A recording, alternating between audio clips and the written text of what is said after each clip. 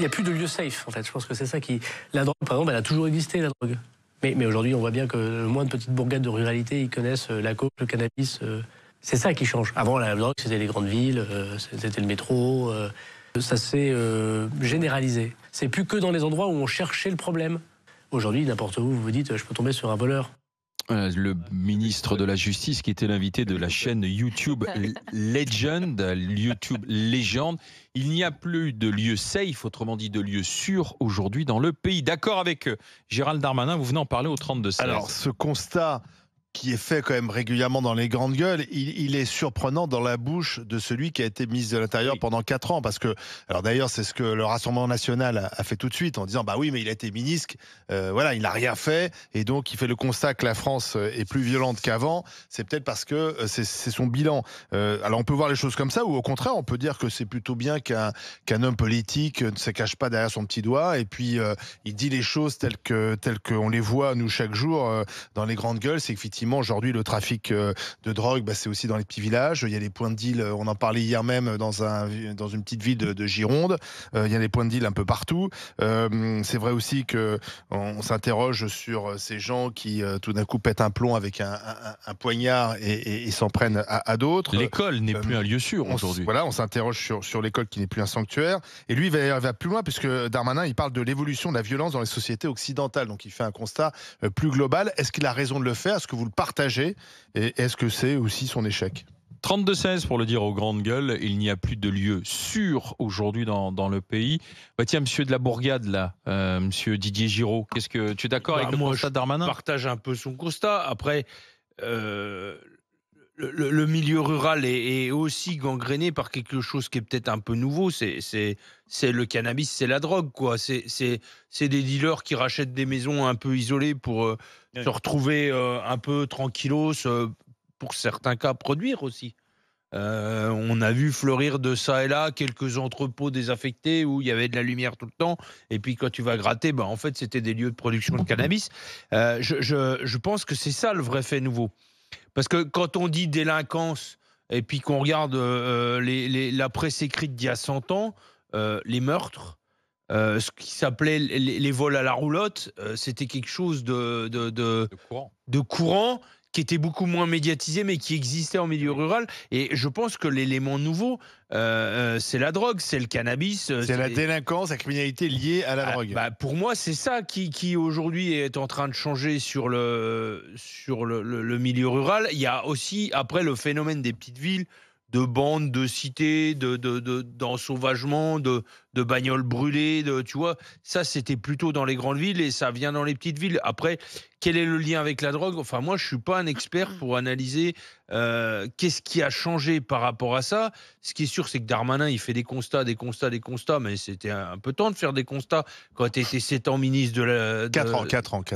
ans à l'intérieur. Enfin, le reste du temps, était ministre de Macron aussi. Il est au gouvernement depuis le début de Macron. Christophe Castaner, à un moment donné, non, mais quand tu veux... Collomb qui faisait un peu le même constat. Quand tu veux, tu fais quelque chose, quoi, à un moment donné. Parce que faire des constats, c'est gentil, mais quand tu veux, t'agis, quoi. Hein. Et je trouve qu'il y a quelque chose qui est d'ailleurs, il le dit, paradoxal, mais à la fois, c'est l'insécurité ressentie par les gens. Il y a des sentiments aujourd'hui de gens en milieu rural qui n'étaient que des sentiments de gens de milieu urbain. Mais il va plus loin, il fait pas que le constat, parce qu'il dit, par exemple, qu'il croit beaucoup à l'intelligence artificielle, à la reconnaissance faciale pour lutter contre la délinquance. Il dit que c'est utilisé ailleurs, à Singapour, à Dubaï, que nous, on est un peu frileux on a toujours peur que les libertés publiques soient menacées. Il fait ce constat-là. Il aimerait bien aller plus loin, mais on est souvent empêché parce que les libertés individuelles. Les libertés publiques, libertés individuelles. Non, mais le constat, il est assez simple. La nature a horreur du vide. Ça a changé chez toi aussi à Fronton, oui, ça fait des années que dans ce pays, on a oublié complètement les zones rurales et semi-rurales, et on s'étonne qu'on délocalise. Parce que c'est ça que font les gens qui cultivent, qui font de la drogue, etc., ils délocalisent. Ils vont dans des zones où il n'y a pas de force de police, de pression, de risque pour eux. Or, comme on a abandonné ces zones-là, tu n'as qu'à voir comment ça fonctionne dans les villages. Dans les villages, la première chose qu'on fait, nos têtes pensantes, c'est mettre les gendarmeries à l'extérieur. Le plus loin possible du village, s'il fallait. Et donc, voire les fermer. Voir les fermer. Et donc, évidemment que tu ouvres le marché, en quelque sorte, quoi. on voit tous les jours, enfin moi dans ma patientèle, je vois de plus en plus, et je suis en zone rurale, je vois de plus en plus de consommateurs de coke, quoi. De gens qui cherchent à en sortir. De gens qui viennent te voir en te demandant où est-ce qu'on peut aller, quel est le réseau d'addiction qui va les prendre en charge, etc.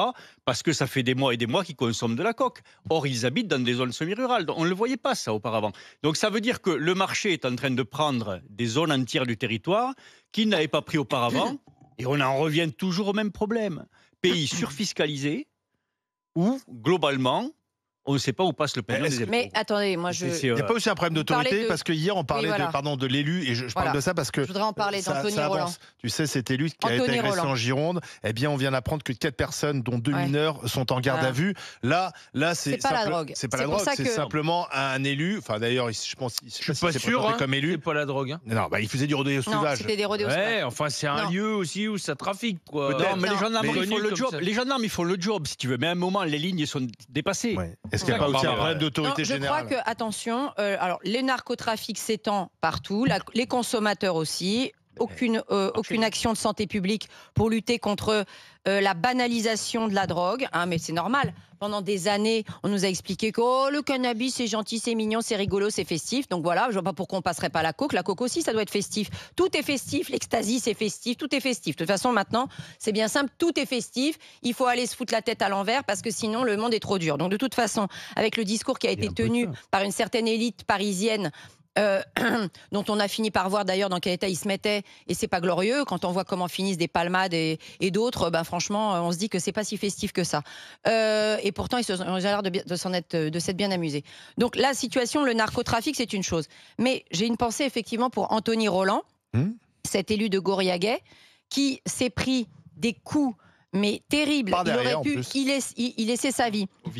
Dans les interpellés, 15 et 17 ans. 15 et 17 ans.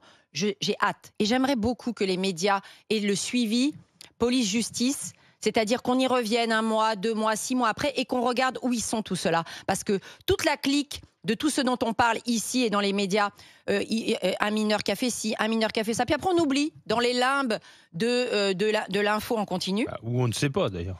Je vais vous donner d'autres exemples. Il y a des profs dans une école qui s'appelle les Grands Cyprès à Avignon.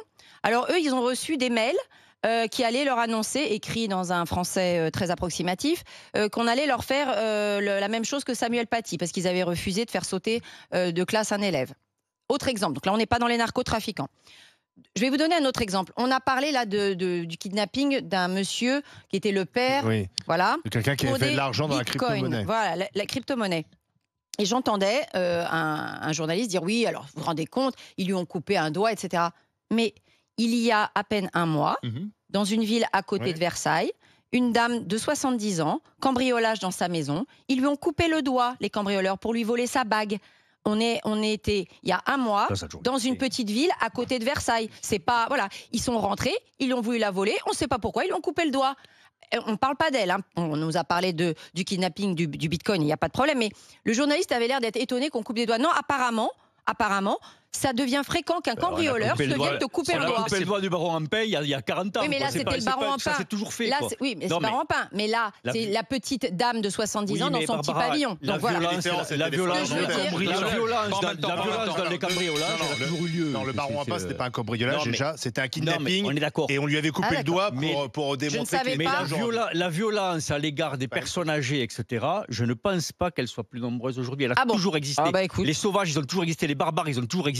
Si tu prends les années 50, les années 60, tu avais la même chose. Couper les doigts dans les années 50, mais oui, sans doute. Alors moi, en tout cas, désolé, il y a une dizaine d'années, il y a eu un livre qui est sorti, le livre de Laurent Oberton, La France Orange Mécanique, c'était en 2013. Qu'a fait Laurent Oberton dans son livre? Il a pris la PQR, la presse quotidienne régionale, il a regardé tous les faits divers. Et il a relevé la montée spectaculaire de la violence, précisément dans les villes, mais aussi dans les zones périurbaines et dans les zones rurales. Qu'est-ce qu'on a dit de Laurent Oberton dans les années 2013? Ah, facho. Ah, il est horrible. Ah, il raconte n'importe... Il veut faire peur aux gens. Écoutez, vous lisez La France Orange Mécanique 2013. Aujourd'hui, on la vit, la France Orange Mécanique, et même en pire. Donc, ce qui serait bien, c'est que les gens qui ont alerté il y a 10 ans, il y a 15 ans, il y a 20 ans. Nous, quand on a écrit Les territoires perdus de la République, c'était en 2002. Et qu'est-ce qu'on a aujourd'hui? Les gens qui déplorent, des hommes politiques qui reconnaissent enfin ce qu'on a dit il y a 20 ans et qui le déplorent. Mais on ne veut pas qu'ils le déplorent. On les a élus pour qu'ils agissent. Enfin, personnellement, je n'ai pas élu la Macronie, donc je ne porte pas cette responsabilité. Mais ces gens-là, on leur demande d'agir. Le constat, les Français le font. Des auteurs l'ont fait. Des journalistes l'ont fait. Est-ce qu'il y en a plus? Non, mais la question est de savoir. De les entendre. D'accord, mais la question est de savoir, est-ce qu'il y a plus de violence aujourd'hui qu'il y a 50 ou 100 ans? Mais bien sûr que oui. On a un le policier. profil des violences. Prends le métro et tu vas voir s'il n'y a pas plus de violence. Changer, mais On a un Quand t'es une femme, policier au prends le métro, tu vas 32-7, voir. s'il vous plaît.